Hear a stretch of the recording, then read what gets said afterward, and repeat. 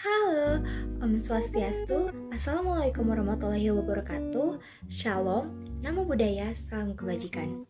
Perkenalkan, nama saya Fiona Tendian dengan NIM 2312521028 dari Program Studi Hubungan Internasional.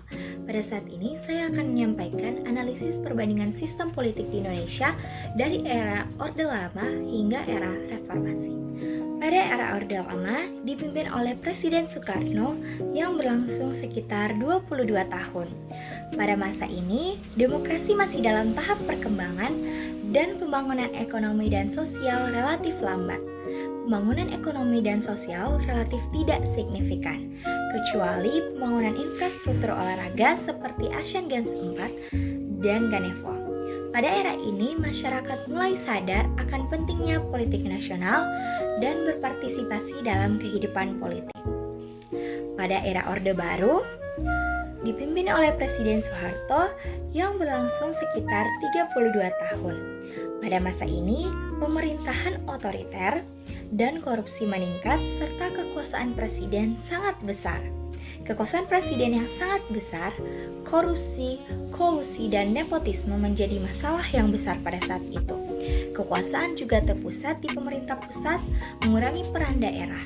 Dan pada era ini terjadi krisis ekonomi pada tahun 1997 yang menghancurkan legitimasi pemerintahan Orde Baru dan akhirnya Soeharto turun dari jabatannya. Masuk ke dalam era reformasi ditandai oleh perubahan struktural dan konstitusional yang lebih demokratis. Kekuasaan presiden diperlemah dan peran daerah diperluas. Kekuasaan desentralisasi ke daerah memberikan lebih banyak kekuasaan kepada masyarakat Indonesia. Meskipun korupsi dan kolusi masih terjadi. Upaya reformasi telah mengurangi kekuatan otoriter dan meningkatkan transparansi dalam pemerintahan. Dalam analisis perbandingan, era Orde Lama menunjukkan awal perkembangan demokrasi dan pembangunan, tetapi pembangunan relatif lambat.